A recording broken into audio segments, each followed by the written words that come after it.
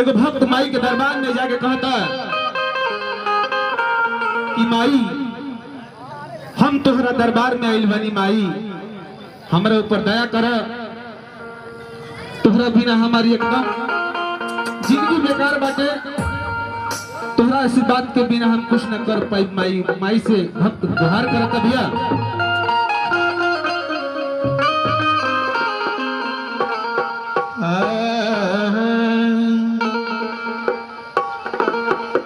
अरे की दुआरा पदास माई,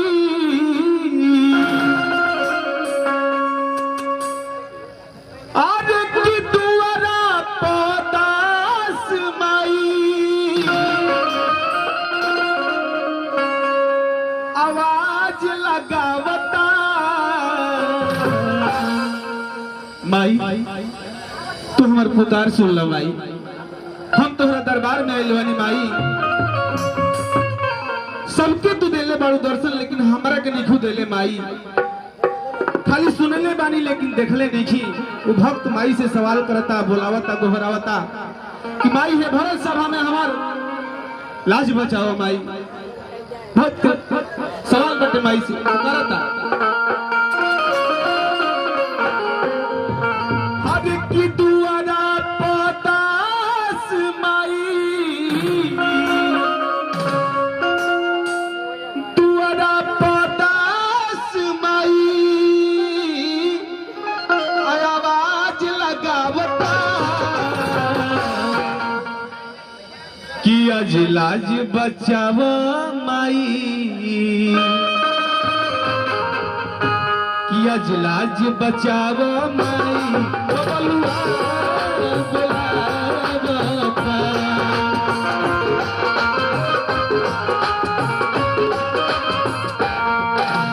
दुआरा पदास माई, दुआरा पदास माई, दुआरा पदास माई, आवाज लगावता। तनी मुनी नाल के आवाज कम करो, तनी मुनी बैठ के कहता ठीक बा। और बेंजू के तनी मुनी सब तनी कम करो, तब भाव में ठीक बा। तनी कम करो, बस ज्यादा ना। खाली बेंजू के तनी ऊपर रह दिया, नाल के पैर के तनी कम करो। हमारा तनी उठा दिया तो पा जाता, बाजाता तो पा जाता। दुआरा पदास माई, दुआरा पदास माई, दुआरा पदास माई, आवाज लगावता आज लाज बचाव माई, आज लाज बचाव माई, बबलुआ बुलावता। आज लाज बचाव माई,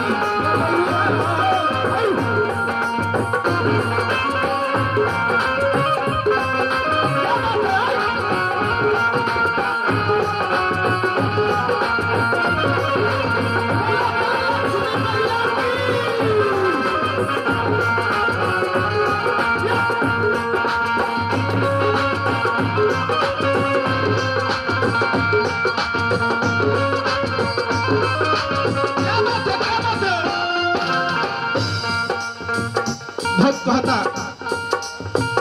बेटा सकेता परल भटकल डहरिया,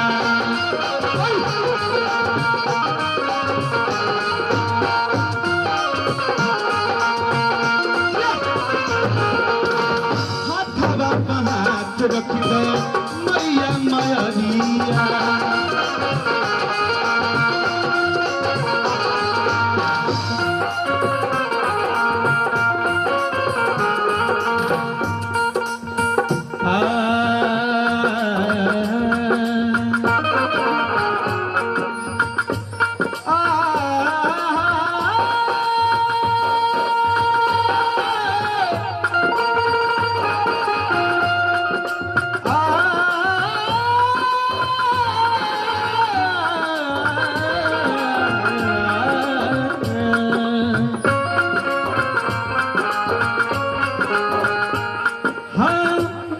सकेता परल भटकल डहरिया,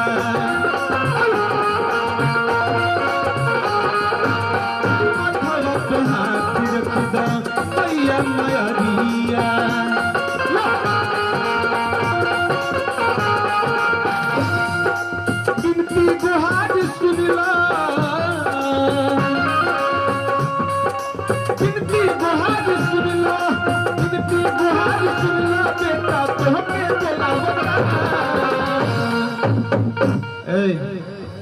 कि आज लाज बचावा माई